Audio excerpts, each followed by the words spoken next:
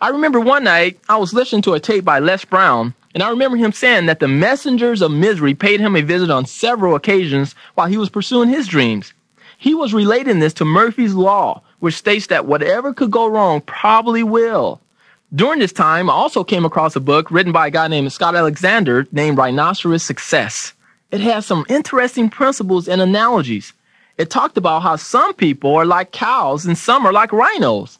Since Scott first published his book back in 1980, many other marketing companies use this analogy for illustrating certain points to their sales force. But anyway, it was during this time that I created Murphy's Committee. I combined what I had heard from Les Brown and what I had read from Scott Alexander and called the entire concept Murphy's Committee.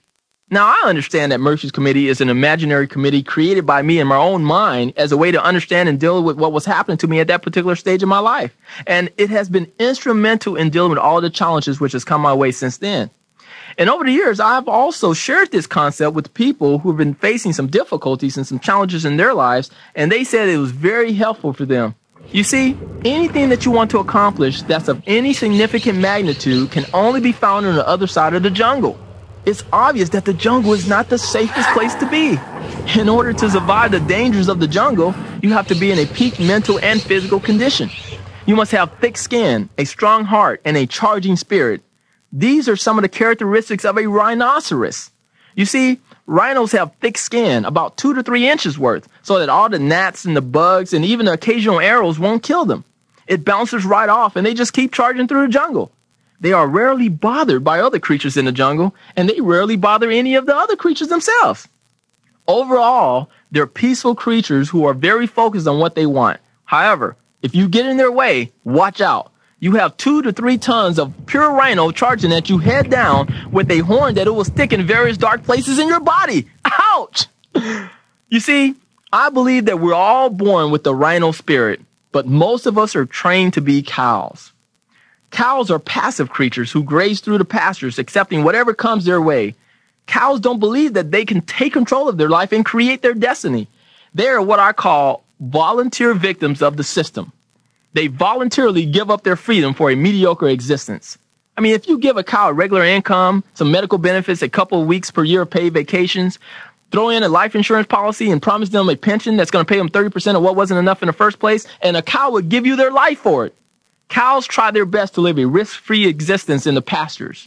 If it's easy, they want it. If it's comfortable, they'll take it. If it's normal and traditional, they're open to it. And if all the other cows are doing it, then it must be the right thing to do. They have been conveniently programmed to believe that they don't have a choice on how their life turns out. They just do what the system tells them they must do in order to be successful.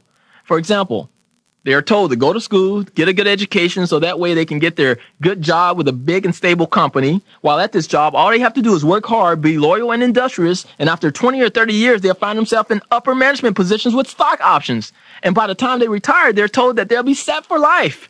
You'll have a great pension and Social Security. Oh, security. They love that word. And they'll have a wad that's big enough to choke a horse. Well, what usually happens is this. They get up in the morning to fight traffic while going to work. Then they work all day while constantly watching the clock. Then they fight traffic on the way back home from work. They eat a little dinner. They watch TV. They take a shower and they go to bed so they can repeat the same thing over the next day.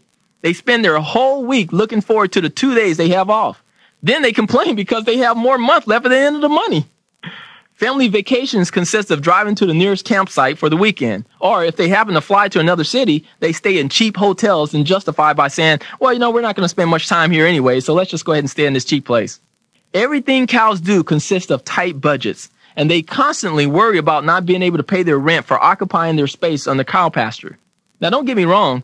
Even young rhinos in training occasionally may feel the same way, but they keep charging and they keep creating.